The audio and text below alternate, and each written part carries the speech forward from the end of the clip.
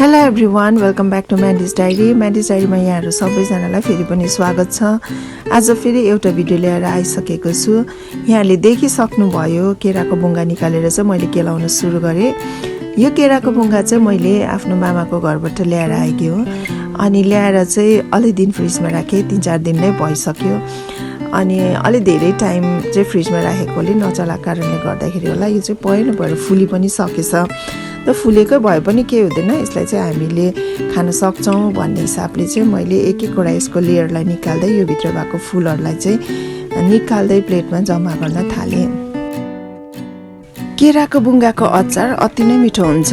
यसलाई चाहिँ हामीले खाइरहेको थियौँ घरमा पनि, अति नै मनपर्ने मलाई पनि। तर आज चाहिँ मैले फेरि यसको अचार नबनाएर चाहिँ यसलाई सब्जी बनाउँछु भन्ने हिसाबले चाहिँ केलाउन सुरु गरेको। केलाएर जुन निक्लेको यो पहेँलो पहेँलो फुलहरू छ नि, यो फुलभित्र चाहिँ लामो लामो रेसाहरू पनि हुन्छ।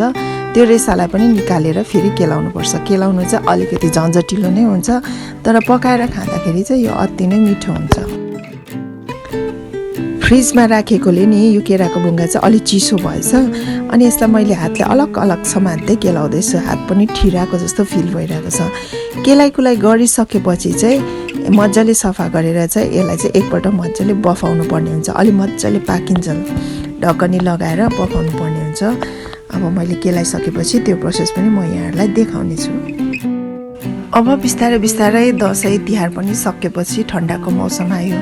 तपाईँकोतिर कस्तो छ? हाम्रोतिर त अलिक ठन्डा नै चढिसकेको छ। अनि त्यही भएर चाहिँ मैले चाहिँ तातो ज्याकेट लगाएर चाहिँ बसेर केलाइकुलाई गर्न थालेँ। अघि मैले भनेको थिएँ नि यहाँहरूलाई त्यो भित्र रेसा हुन्छ, त्यो निकाल्नुपर्छ भनेर। यहाँनिर चाहिँ अहिले मैले चाहिँ निकाल्न सुरु गरेँ। त्यो भित्र भएको लामो लामो रेसाहरूलाई निकालेर एकपट्टि फाल्ने भागमा राखेँ, अनि खाने भागलाई चाहिँ अर्को एउटा बलमा राख्दैछु। अब यो केलाइसकेपछि पानी तताएँ मजाले। अनि पानी तताएपछि अब यसलाई मजाले धुई पखाली गरेर राखेँ। धुँदाखेरि चाहिँ यहाँबाट अलिक च्याप हुँदो रहेछ क्या, हातमा चोप निक्लेको जस्तो। अनि यसलाई मजाले उमाल्न थालेँ। अब यसलाई ढ्याप्पै ढक्कनी लाएर चाहिँ म उमाल्छु। अनि अलिक मजाले पाकिसकेपछि चाहिँ यसलाई फेरि निकालेर मजाले धुइधाइ गरिकन अब यसको मसला बनाउनुतर्फ लाग्छु। चिसो भएको कारणले गर्दा चाहिँ छेउमा ब्ल्याक टी पनि राखेर सुरुप पिउँदैछु। अनि टमाटो प्याजहरू काट्न सुरु गरेँ। यसमा अब मैले साधारण टमाटर प्याज अनि अदुवा लसुन हालेँ। अनि अरू त केही पनि हाल्नु पर्दैन। यदि हामीलाई पिरो मनपर्छ भने खुर्सानी यसमा एड गर्न सक्छौँ। अब यहाँनिर मैले प्याज टमाटर अदुवा लसुन मजाले छिल्न थालेँ, काट्न थालेँ। अदुवालाई मजाले छिलेँ, लसुनलाई पनि छिलेँ। अनि प्याजलाई मसिनो गरेर हातमै राखेर काट्न थालेँ। यहाँनिर मैले चपिङ बोर्डको युज गरेको छुइनँ, हातमा नै राखेर काट्न सुरु गरेँ। किनभने हातमा राखेर काट्नु चाहिँ मलाई अलिक सजिलो पनि लाग्छ अनि अलिक छिटो पनि भएको जस्तो फिल हुन्छ। त्यस कारणले गर्दा म यसरी नै काट्ने गर्छु अरू बेला पनि।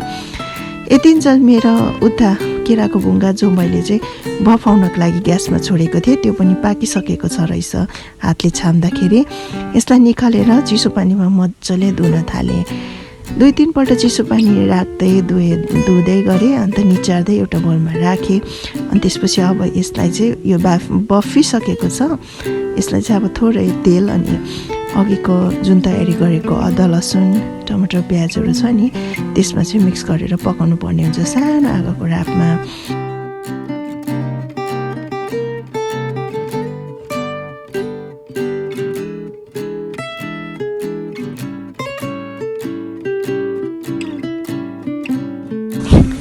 केराको बुङ्गालाई मजाले धुएर निचारेर राखिसकेपछि ग्यास अन गरेँ। त्यसपछि एउटा कराई बसालेँ, त्यसमा मैले तोरीको तेल राख्न सुरु गरेँ। तोरीको तेललाई चाहिँ मैले मजाले खराएँ। तेल मजाले खारिसकेपछि खारिएको तेलमा मैले प्याजलाई एड गरेँ र त्यो प्याजलाई पनि रातो भइन्जेलसम्म भुटेँ।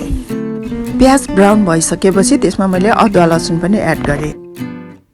अदुवा लसुनलाई केही समय भुटिसकेपछि अब त्यसमा मैले टमेटोज पनि एड गरेँ। अदुवा लसुन प्याज र टमेटोजलाई केही समय मजाले पकाएँ। अदुवा लसुन र टमेटोज मजाले पाकिसकेपछि अघि धुएर निचारेर राखेको केराको बुङ्गालाई त्यहाँनिर हाल्न थालेँ।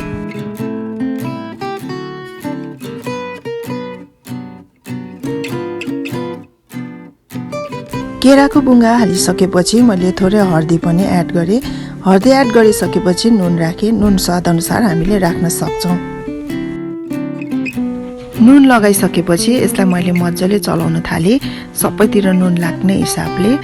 यति बेला मैले आफ्नो ग्यासको फ्लेम लो बनाएर राखेको छु। लो फ्लेममा चाहिँ यसलाई चलाउँदै पकाउनु पर्ने हुन्छ। केही समय ढकनी पनि लगाएँ अनि फेरि निकालेर चलाएँ। यसरी पकाउँदा चाहिँ यो अति नै मिठो हुन्छ।